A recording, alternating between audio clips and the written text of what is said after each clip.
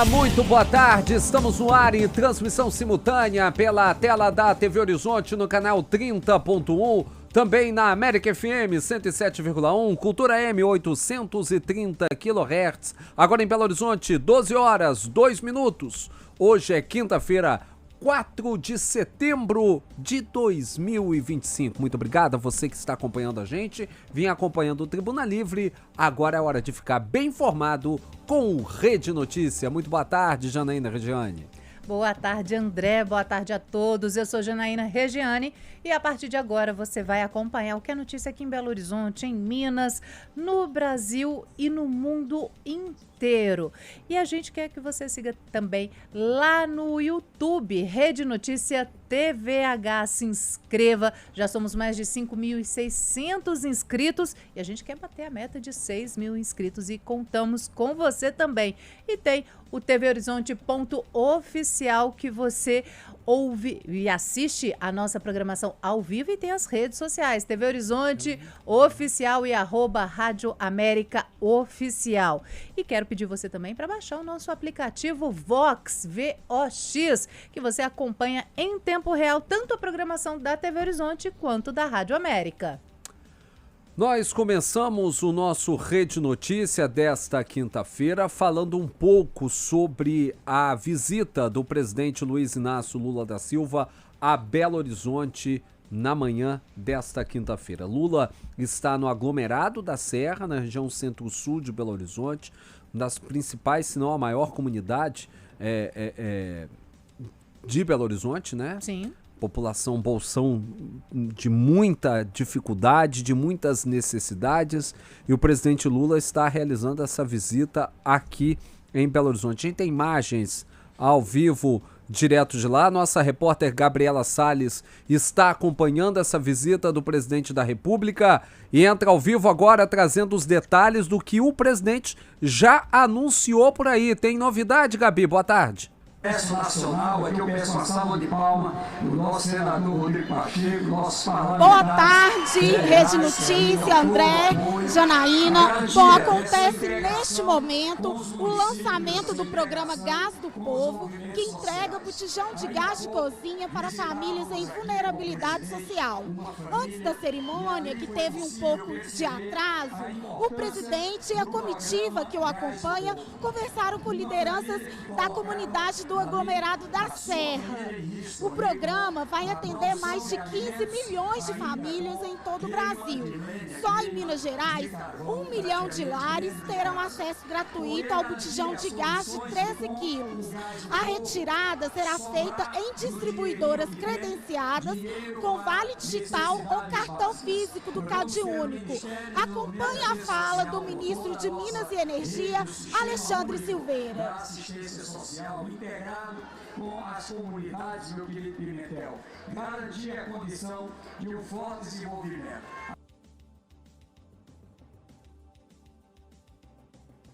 Assim, minha querida Janja, meu querido Luiz Inácio Lula da Silva. Começa agora em setembro. O presidente do Sindicato Nacional das Distribuidoras de Gás, Sérgio Bandeira de Mello, informou que a previsão é distribuir mais de 65 milhões de botijões de gás por ano.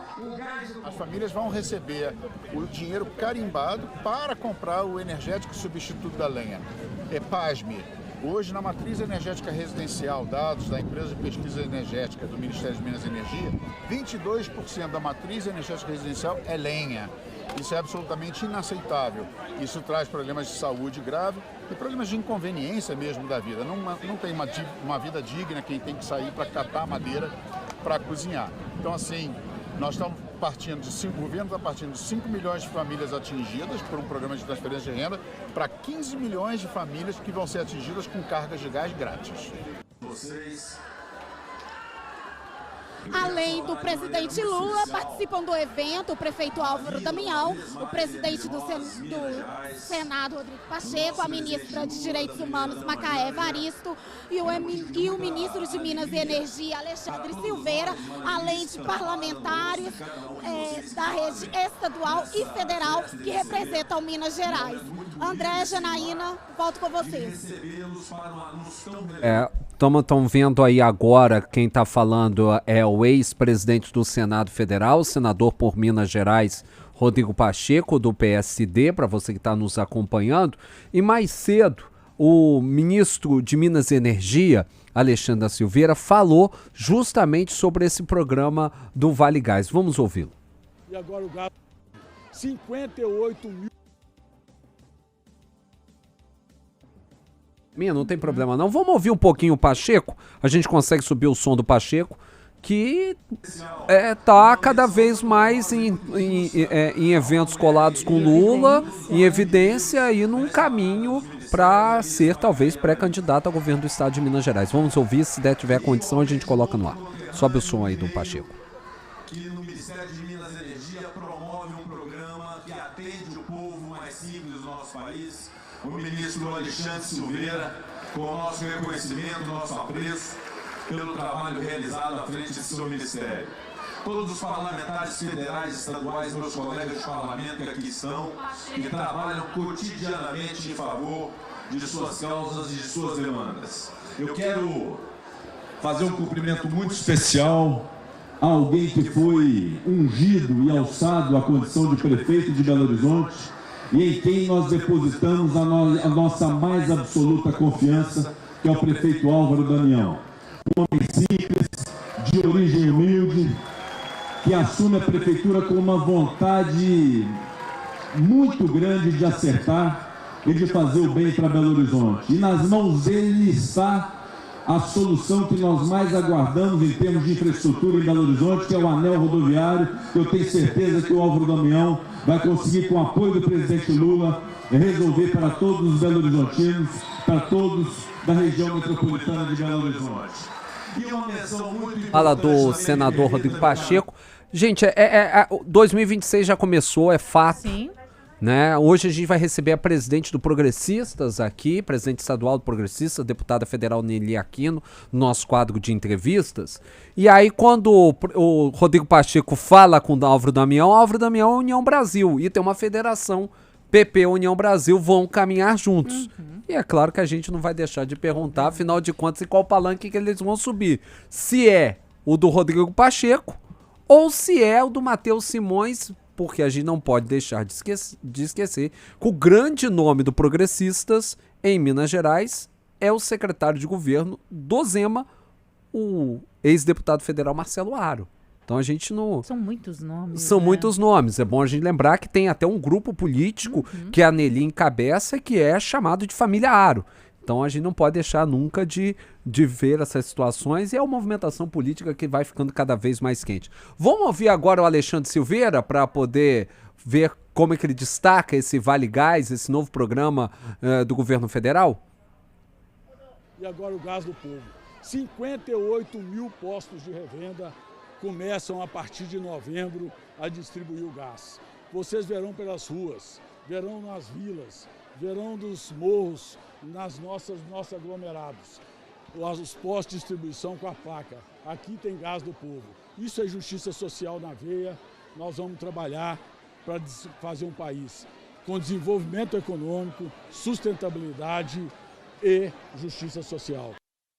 Também estava esperado, o Janaína, para hoje, pelo menos era a expectativa que se tinha, que o presidente Lula pudesse falar alguma coisa sobre o Propag, né? Porque ontem nós tivemos na Assembleia Legislativa de Minas Gerais, né, um anúncio de um cronograma do que vai ser votado do Propag para as próximas semanas. E o destaque veio por conta do anúncio do desmembramento da PEC do referendo. Lembra que para poder privatizar Copasa e CEMIG tem que se fazer uma mudança na Constituição Mineira, acabando com o referendo. Vai andar esse fim do referendo para a Copasa. CEMIG CEMIG, por enquanto, continua paralisado. A nossa repórter Gabriela Salles, que está lá no Lula, acompanhou essa entrevista coletiva do presidente da Assembleia Legislativa de Minas Gerais, o Tadeu Martins Leite, ontem, e traz os detalhes para a gente. Coloca no ar. A Assembleia Legislativa de Minas Gerais retoma a discussão na próxima semana do cronograma de votações sobre a venda de ativos do Estado. Entre os temas está o referendo que define o futuro da Copasa. O marco do saneamento, como eu disse, traz para o país um deadline, ou seja, um teto de universalização do saneamento até 2033. Nós precisamos, então, avançar numa discussão aqui na Assembleia, aqui no Estado de Minas Gerais, porque nós sabemos que a Copasa atual, da forma que está, não tem recursos para fazer investimentos, né, para conseguir essa universalização. Ao todo, são 14 projetos em tramitação. 5 já foram aprovados. Outros 9 seguem em análise na Casa. Nós precisamos da celeridade do governo federal na avaliação da Codemig, para que a gente saiba, obviamente, quanto que ela vale, para que a gente consiga resolver, se Deus quiser, essa discussão agora. Vamos lembrar, créditos já foram aprovados, Codemig já foi aprovada, a autorização em si já foi aprovada. Nós vamos agora dar sequência nos imóveis e, obviamente, não serão todos os imóveis que foram apresentados que serão autorizados. Nós ainda vamos discutir, através da sugestão dos deputados e deputadas, a triagem disso. E tem Enquanto a Assembleia de Minas volta a discutir os projetos de adesão ao Propag, o governo do estado autorizou a empresa Minas Gerais Participações a lançar o edital de venda de 37 imóveis. Outros 300 ainda dependem do aval dos parlamentares para a venda dos ativos. A expectativa é que, com essa venda, o dinheiro seja utilizado para abatimento da dívida do estado com a União. Outro ponto em debate é a proposta de emenda à Constituição, que trata do fim da obrigatoriedade do referendo popular em processos de desestatização. O presidente da Assembleia, Tadeu Leite, afirmou que vai sugerir que o texto inicial trate apenas da Copasa e não mais da CEMIG, como queria o governo. Eu vou sugerir ao relator do projeto da PEC 24, lá na Comissão de Constituição e Justiça, deputado Chacota, que retire o seu parecer que já tinha sido publicado sobre o referendo, para que ele possa construir um novo texto, onde nós vamos focar, nesse primeiro momento, na retirada do referendo apenas para a Copasa. Explico por quê. Primeiro, nós precisamos avançar com a discussão da Copasa, porque nós temos que entender, se nós temos que autorizar o Estado de Minas Gerais a ou federalizar a Copasa ou privatizá-la, desde que os recursos possam ser utilizados para abatimento da dívida. O deputado, que esteve em Brasília no último mês para tentar negociar prazos maiores junto ao governo federal, ainda não teve resposta. O limite atual é de 30 de outubro para a oferta de ativos e 31 de dezembro para a adesão definitiva ao Propag. Fomos a Brasília 2, 3 vezes nessas últimas semanas tentar construir o decreto, mas até então não tivemos ainda um novo decreto. Por isso, a Casa tem que voltar, obviamente, a discutir esses outros temas que vão acrescentar e muito nessa discussão final do Propag. A decisão sobre a Copasa, no entanto, deve ganhar prioridade nos próximos dias. O fato é, né, Janaína, que a gente precisa realmente ter avanços nos projetos que foram enviados pelo governo estadual dentro da Assembleia em relação ao Propag. Ontem, o próprio presidente da Assembleia, Tadeuzinho, falou que também na semana que vem, na primeira sessão da semana que vem, ou seja, na próxima terça-feira, será lido em plenário o projeto de lei enviado pelo governo do estado para a privatização da Copasa. Existe um entendimento dentro da Assembleia que é necessário se discutir isso, por 2 motivos. Primeiro, que o próprio Tadeuzinho falou, a questão da condição de falta de investimento que o governo estadual hoje tem, já demonstrado por A mais B, não tem grana para poder investir o que precisa ser investido na Copasa, para que a Copasa se adeque ao novo marco nacional do saneamento básico. E isso tem data para poder acontecer. Então essa discussão tem que acontecer, seja garantindo algumas formas para que a Copasa seja fatiada em algumas concessões para outras empresas privadas, como aconteceu aqui em Pará de Minas há um tempo atrás, ou até mesmo pensar em vender a Copasa. Então já tinha que acontecer, né? Exatamente. E outro detalhe, se a Copasa não será federalizada, isso é fato. Só que o governo do estado de Minas Gerais, ao aderir ao Propag, ele tem que ter um investimento de quase 4 bilhões de reais em contrapartidas. E o governo estima que com a venda da Copasa ele tem esse dinheiro para bancar essas contrapartidas. Então, gente, não tem o que discutir. Vai ter que fazer, vai ter que meter a mão nesse vespeiro, vai ter confusão na Assembleia, vai ter gente que não vai querer, mas tem que se discutir. Não se discutir, não tem opção. E tem que agilizar, né? Exatamente, o prazo continua valendo, 31 de outubro, para que o Estado apresente os seus ativos ao governo federal. Existe uma expectativa de extensão desses prazos. Inclusive, existia uma expectativa muito grande ontem na Assembleia que o presidente Lula fizesse um anúncio hoje nesse evento lá em Belo Horizonte. Vamos voltar à Serra, vamos conversar de novo com a Gabriela Salles, que está acompanhando, para a gente saber de fato se houve ou não houve alguma especulação acerca disso, Gabi. Afinal de contas, o presidente Lula anunciou algum tipo de extensão para o Propag ou tudo como dantes no quartel de Abrantes? Cumprimentar o time do Lula. Esse é o time do Lula, viu, gente? É o time que ajudou. Bom, André, quem acabou de falar foi o senador Rodrigo Pacheco. Ele disse a respeito desse programa, o Gás do Povo, que vai beneficiar muitas famílias, não só em Minas Gerais, mas em todo o Brasil. Por enquanto, agora quem fala é o nosso ministro de Minas e Energia, Alexandre Silveira, e não há ainda nenhuma informação a respeito do Propag ou de questões referentes a prazo a respeito do Propag. André? Obrigado, Gabi. Era a expectativa ontem, a gente até procurou, a Gabi estava lá e até procurou saber se a oposição ao governo Zema falaria. Eles decidiram não falar, então se criou muito essa expectativa. Por hora nada, vamos ver como continua. Daqui a pouco a Gabi traz mais informações lá direto da Serra. E a Polícia Civil de Minas Gerais também deflagrou na manhã de hoje a Operação Alcance, com o objetivo de desarticular uma organização criminosa envolvida com o tráfico de drogas aqui em Belo Horizonte. Ao todo, foram cumpridos 5 mandados de busca e apreensão nos bairros Dom Bosco, Alto dos Pinheiros e Califórnia, na região noroeste de BH. Locais onde os grupos criminosos vinham atuando de forma estruturada, viu? Segundo investigações, os criminosos utilizavam laranjas e estabelecimentos comerciais como fachada para a ocultação de drogas e armas de fogo, além do envolvimento em homicídios relacionados à disputa por pontos de drogas e venda de entorpecentes. E olha só, gente, lesão por arma de fogo de policial em BH gera indenização às vítimas. Quem traz os detalhes é o repórter Newton Lopes. Não, perdão, depois a gente vai colocar essa matéria do Newton Lopes, né, sobre armas de fogo.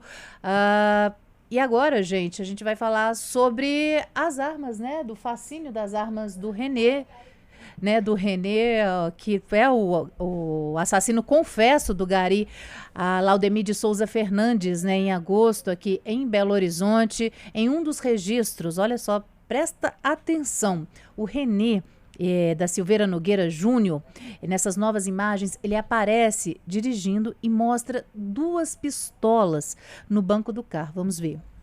E aí, liderança? Vai sair ou não vai esse Pernambuquinho aí, cara? Vamos fazer esse sistema aí, tô precisando comprar, pô. Indicar pros meus clientes, pros parceiros, pros mercados. Tem que fechar lá com mídia. Pois é, uma ferramenta emprestada aí para fechar, tem aqui, ó. Aí tu pega aqui comigo emprestada e a gente resolve lá. Em outro vídeo que vazou ontem, na tarde de ontem, o empresário René da Silva Nogueira Júnior mostra 2 armas em uma estante da casa dele e ainda exibe o distintivo da Polícia Civil da sua esposa. a delegada Ana Paula Balbino. Deves gostar.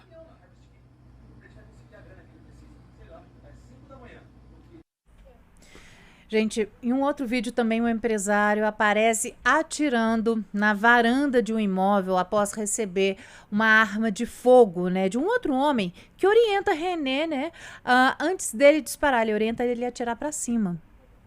Pera aí, eu vou filmar. Já tá armado. Espera, Renézão. Ó, pera aí. Pera aí, vê se tá funcionando aqui. É pra cima, pode ir. Filma aí, amor, filma aí. Pera aí. Vai lá, Renézão. Pode ir? Vai lá. É tiro e queda, né? É, isso aqui, meu irmão, ó. Vou te falar, isso aqui pegou, arranca a perna, filho. Além desses vídeos com armas, um outro vazamento mostra o assassino confesso do Gari Laudemir ostentando certificados e diplomas, citando até um suposto curso em Harvard. É bom lembrar que a universidade inglesa desmentiu que René tenha tido qualquer vínculo com a instituição de ensino. Vamos ver. Então isso é muito bacana quando a gente olha as pessoas que trabalharam com a gente e nos ajudaram a construir tudo isso, né? Eu vi até uma publicação do Sérgio Alvim hoje de manhã falando sobre isso, sobre o que você é no mercado. E os títulos e o que você ganhou representam um pouco. É desses reconhecimentos que vão além da parte financeira, que formam o nosso nome no mercado, que formam aquilo que somos, aquilo que realmente nos dedicamos a fazer.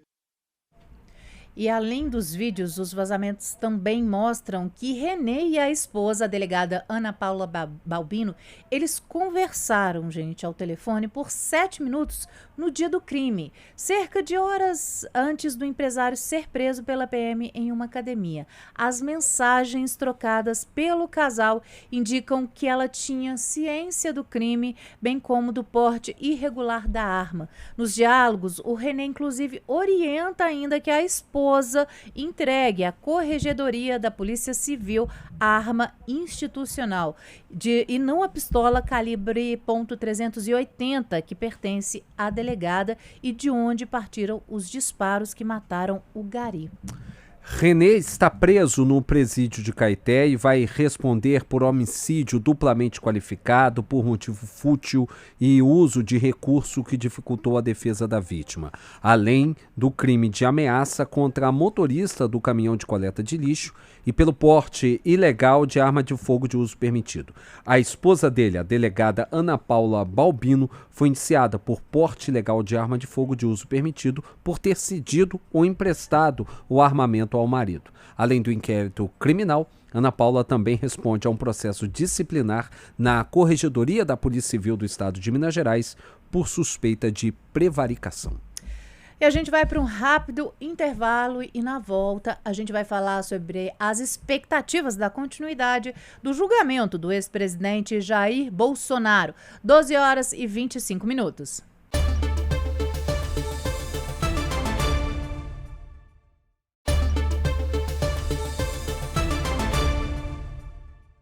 Estamos de volta com o nosso Rede Notícia, agora 12 horas e 28 minutos em Belo Horizonte. Olha só, gente, uma lesão por arma de fogo de policial aqui em BH gerou indenização às vítimas. Quem traz os detalhes é o repórter Nilton Lopes. Dela por danos físicos e psicológicos, depois que a garota foi baleada por um policial militar em maio de 2019. A jovem, então com 11 anos, ia à padaria com a mãe no aglomerado da Serra em Belo Horizonte quando foi atingida na perna. Documentos no processo mostram que o militar atirou quando desceu de uma viatura para perseguir um suspeito. A vítima foi socorrida e levada para o pronto-socorro do Hospital João 23 com uma perfuração e uma fratura na perna. A menina permaneceu internada por 15 dias. Mãe e filha entraram com uma ação na justiça solicitando a reparação por danos morais, estéticos, materiais e pensão alimentícia. O Estado de Minas Gerais contestou os pedidos, afirmando que o policial agiu em legítima defesa. A princípio, o governo foi condenado a pagar R$ 35 mil em danos morais à jovem, R$ 15 mil à mãe, além de R$20 mil por danos estéticos. As partes recorreram e a justiça decidiu reformar a sentença e aumentar o valor dos danos morais para R$70 mil em relação à garota e R$50 mil para a mãe. Os danos estéticos foram reduzidos para R$10 mil. Repórter Newton Lopes. E a Defensoria Pública de Minas Gerais realiza hoje um mutirão de atendimentos para pessoas com deficiência. O repórter Giovanni Rodrigues tem os detalhes. Promover a inclusão e o acesso a direitos, serviços essenciais, a Defensoria Pública de Minas Gerais está realizando um mutirão de atendimentos especializados voltados para as pessoas com deficiências e também os seus familiares ou responsáveis legais. A iniciativa integra a programação da Semana da Inclusão da Pessoa com Deficiência, que a instituição está promovendo até amanhã, dia 5 de setembro. O defensor público Luiz Renato ressalta a importância do mutirão. Vamos acompanhar. É um mecanismo de acesso direto, do cidadão, da cidadã, aos serviços da Defensoria Pública. Então, esse mutirão a gente está tendo um atendimento jurídico e já está recebendo toda a documentação das pessoas, nas diversas áreas de inclusão da pessoa com deficiência, para que a gente consiga resolver as demandas de forma extrajudicial ou judicialmente. E fora isso, aqui a gente também tem outros parceiros, A Defensoria Pública da União está aqui, a Prefeitura Municipal de Belo Horizonte também está com a pasta do trabalho, o governo federal também com a Superintendência do Trabalho e Emprego, o Ministério do Trabalho e Emprego, enfim. Hoje é um dia que a população possa ter acesso aos seus direitos de forma mais eficaz e rápida, Cláudia Camargos veio buscar uma orientação sobre os professores de apoio para o seu neto e ficou muito feliz com o resultado. Só que a gente já foi orientado, já foi mandado um ofício para a Secretaria de Educação. Essa professora não tiver, a gente volta novamente na Defensoria Pública e a gente entra com uma ação judicial para conseguir a professora de apoio para ele. No mutirão de hoje será atendida questões como orientação e ajuizamento sobre medicamentos, encaminhamentos e orientação para a inclusão escolar, a adaptação de currículos, materiais e atividades, encaminhamentos e atendimentos relacionados à saúde, entre outros temas, como, por exemplo, conflitos familiares envolvendo os cuidados com pessoas com deficiência. Todos os atendimentos são gratuitos. É importante destacar que os interessados possam trazer documentos pessoais, se possível, laudos médicos ou escolares que ajudam na análise das demandas. O mutirão de atendimento para a pessoa com deficiência vai até às 16 horas aqui no prédio da Defensoria Pública, que fica na Rua dos Guajajaras, número 1707, no Barro Preto. Olha só, gente, terminou ontem a primeira parte do julgamento do ex-presidente Jair Bolsonaro e de outros 7 réus acusados de participação na trama golpista do dia 8 de janeiro de 2023. A partir de agora começa uma nova fase na semana que vem, que é justamente a votação de cada um dos 5 ministros da primeira turma se vão condenar ou não esses réus do processo. A repórter Carla Gamba está acompanhando para a gente todas essas ações direto de Brasília e nos conta as expectativas para o que vem daqui para frente. Vamos ver. O julgamento começou com a leitura do relatório feita pelo ministro Alexandre de Moraes. Em seguida, falou o Ministério Público, que é o órgão acusador, e depois os advogados de defesa dos 8 réus. Os advogados, eles alegam a inocência de seus clientes, embora eles reconheçam a existência de alguns eventos, como reuniões, trocas de mensagens pelo WhatsApp, que ficaram comprovadas durante a investigação. Mas o que eles alegam é que o golpe não foi praticado, não foi concluído, e por isso não houve crime. Na semana que vem, o julgamento retorna, na próxima terça-feira, e aí vai ser a vez dos ministros votarem. Os votos eles começam pelo relator, ministro Alexandre de Moraes, e em seguida votam na sequência Flávio Dino, Luiz Fux, Carmen Lúcia e, por último, Cristiano Zanin, que é o presidente da primeira turma. A expectativa é de que o julgamento termine com a proclamação final da decisão na próxima sexta-feira, dia 12 de setembro. O julgamento começou. E na semana que vem, a Carla Gamba vai trazer todos esses detalhes aqui no Rede Notícia, no Ei Gente, Manhã América, também no Tribuna Livre, todas as informações desse julgamento histórico, né? Esse julgamento que tem muita importância para o Brasil, não só de agora, mas do que virá daqui para frente. Amanhã, inclusive, a Carla Gamba vai trazer mais detalhes. Está prevista até uma conversa com advogados que estão envolvidos nesse processo. 12h35, vamos para o intervalo e na volta a gente conversa com a presidente estadual do Progressistas em Minas Gerais, a deputada federal Nelly Aquino. Depois do intervalo.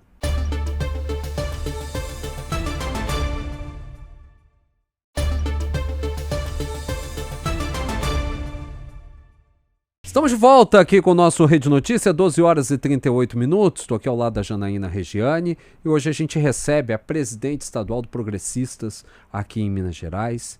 E podemos, André, podemos. Da onde que eu falei Progressistas? Podemos. Tô louco. Desculpa, do Podemos aqui em Minas Gerais.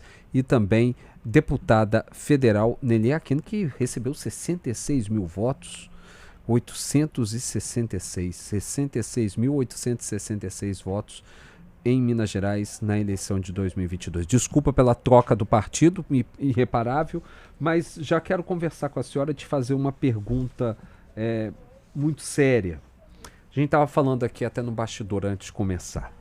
Brasília hoje vive um momento delicado, de muita efervescência, né? O julgamento do ex-presidente Jair Bolsonaro ocorrendo, uma pressão dentro do Congresso para passar um projeto de anistia, alguns falando em impeachment de ministro do STF. Enquanto isso, a gente está vendo mulher continuando morrendo pela mão de facínoras no nosso Brasil. As mulheres continuam sendo desrespeitadas no nosso país.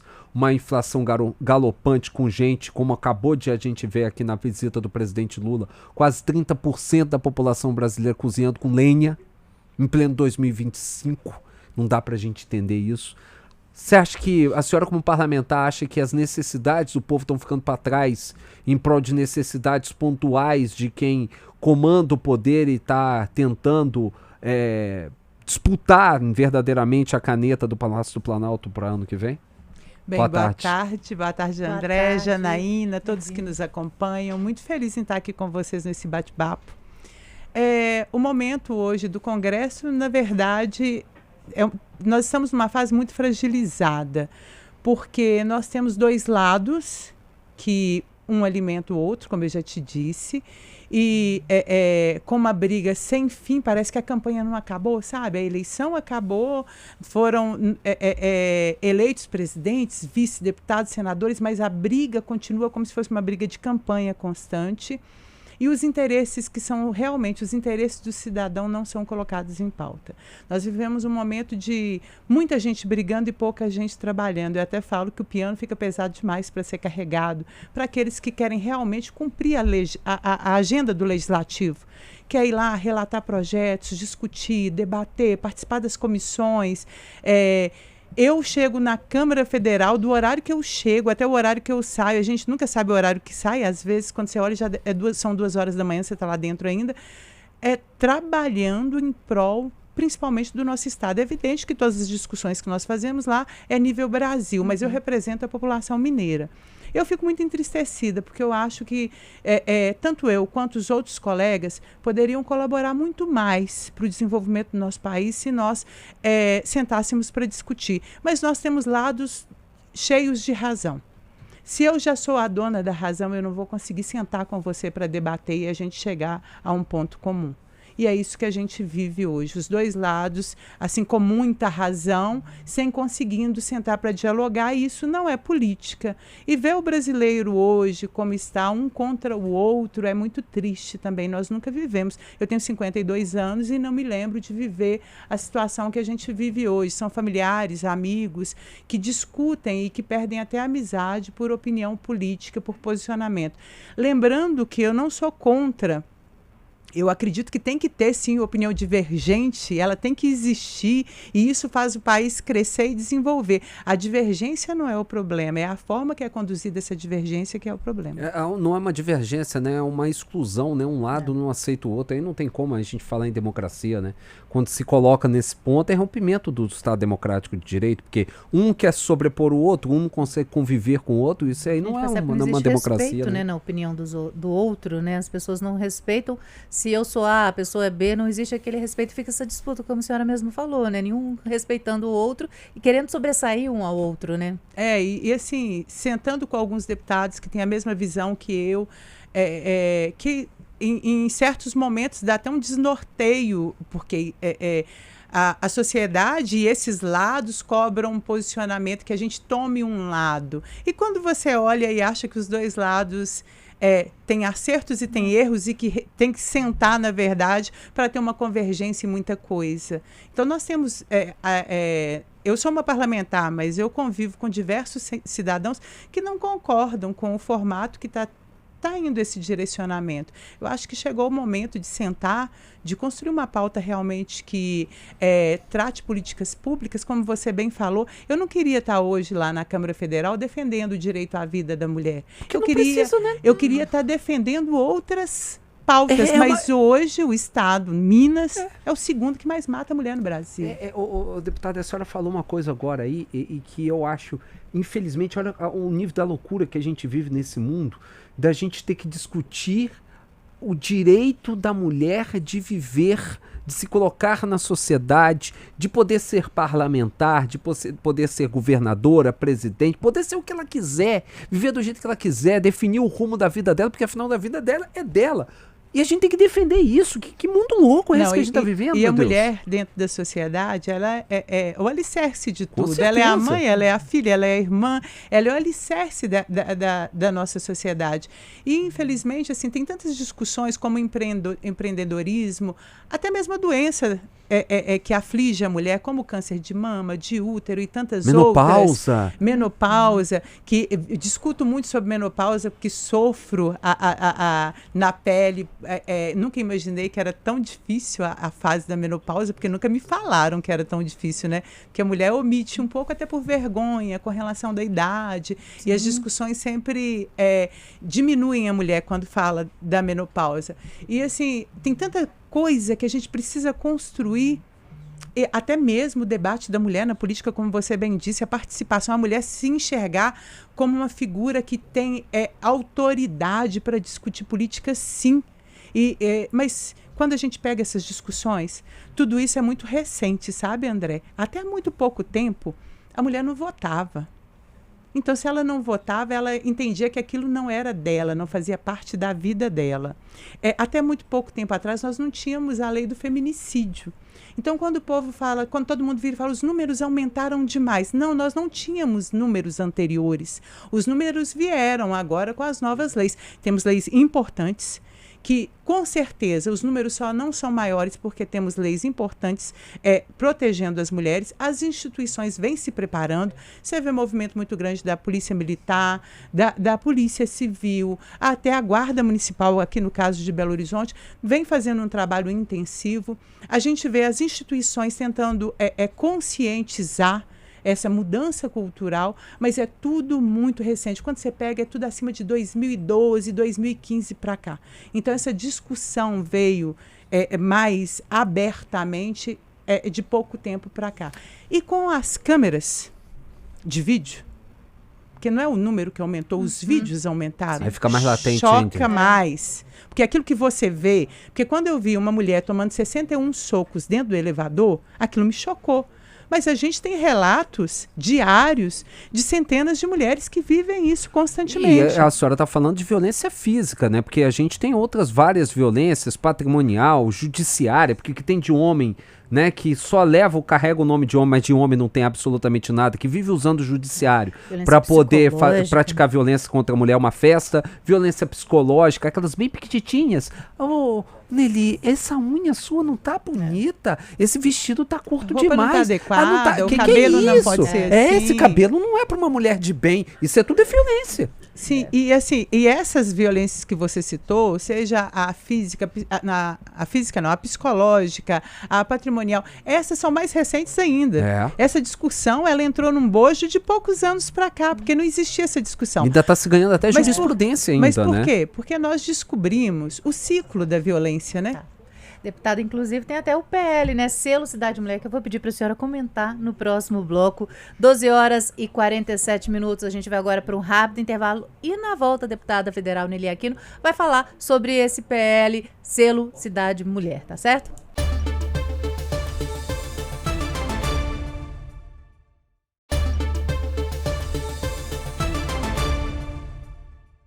A gente continua batendo papo com a presidente estadual do Podemos, André. Podemos, Nelly Aquino, deputada federal, aqui pro nosso estado de Minas Gerais. Nelly, a Janaína até levantou uma informação importante no fim do último bloco. O PL foi aprovado, né? O Senado aprovou o PL Selo Cidade Mulher, que agora só falta a sanção presidencial, né, deputada? Bem, Janaína, é uma vitória muito grande. Eu não sei se vocês acompanham, mas são raros os deputados que conseguem emplacar uma lei, ainda mais no primeiro mandato lá em Brasília. Tem amigos meus que falam, estou há 13 anos tentando, 14 anos tentando e ainda não consegui. Essa lei já passou pela Câmara, foi aprovada sem alteração nenhuma, essa proposta de lei, passou pelo Senado, também foi aprovada e agora só estamos aguardando a sanção do presidente Lula. Bem, essa lei ela é para incentivar as lideranças, os prefeitos, a criarem políticas públicas que garantam às mulheres um crescimento, seja na área um avanço na saúde, seja no empreendedorismo ou na área de segurança. Toda cidade que desenvolver políticas públicas, ela vai receber esse selo como uma cidade que cuida bem da mulher, trata bem da mulher e cuida do avanço das mulheres. Por que eu pensei nisso? Nós falamos aqui sobre a violência contra a mulher, a gente discute muito das metrópoles, da capital, da grande BH, mas só que a violência contra a mulher está enrustida nos interiores. E a grande maioria das cidades não sabe lidar com esse grande mal. Aí vai chegar um formato, eles vão ter um formato para realmente trabalhar, primeiro, a conscientização. As mulheres, elas não sabem que são violentadas. Sim. Tem mulher que ela é violentada fisicamente ou não, e ela não sabe que está sofrendo essa violência. Então, levar essa discussão para todos os espaços, escolas, CRAS, igrejas, levar conhecimento, onde que eu busco, se eu sofro violência, a quem eu tenho que recorrer. Levar os telefones, o 180, é a delegacia da mulher, é a polícia militar, para que ela saiba quem ela tem que recorrer e como ela tem que recorrer. Então, essa lei, ela vem, a senadora Damares fez o relatório dela e ela virou para mim e falou, faço questão que as cidades onde eu sou majoritária, que essa lei que sejam as primeiras cidades a receber esse selo. E eu vou trabalhar muito para que Minas mude a realidade atual, para que a gente saia desse vergonhoso segundo lugar, o estado que mais mata mulheres. E a gente vem trabalhando para que isso mude, principalmente na conscientização. Nós temos um problema, André, que é cultural. A maioria dos homens que agridem ou que matam não eram criminosos. Às vezes, a primeira ocorrência que tem é justamente do caso contra a mulher. É um machismo que vem estrutural, né? Vem de berço, se ensina uma herança maldita de uma sociedade que ainda é patriarcal, que precisa mudar esse sentimento. Igual a senhora fala, quando a gente vai pensar em levar esse assunto para dentro de lugares que são importantes de discussão e de formação moral das pessoas, escola, igreja, é um avanço absurdo, abissal, porque muitos desses locais acabam replicando condutas que rendem nesse tipo de situação. Um cara que nunca teve nenhum tipo de passagem pela polícia, o cara que trabalha, que paga suas contas, mas que é um agressor. que é um homem violento, que é um homem que não respeita o outro ser humano. Muitos agressores viveram uma vida vendo a mãe sendo agredida. E quando nós falamos sobre a violência contra a mulher, nós acabamos colocando mais o caso marido e mulher, esposa, namorada e namorado, porque é o mais comum. Mas nós temos casos de agressão de pai contra filhas, nós temos casos de irmãos contra irmãs. Então, tipo assim, são vários formatos de agressão que acontece contra a mulher que a gente tem que trabalhar para poder mudar. E a mudança não adianta. Me falam o seguinte, Nelly, não temos que ter leis mais severas? Esse caso dos 61 socos fez com que eu solicitasse uma mudança na lei, que eu vou até ler aqui para poder dar a informação correta, para que criar um tipo penal específico de lesão corporal praticada contra a mulher por razão de gênero, com aumento de pena em determinadas circunstâncias, para poder passar de 4 a 8 anos nesse caso de lesão corporal.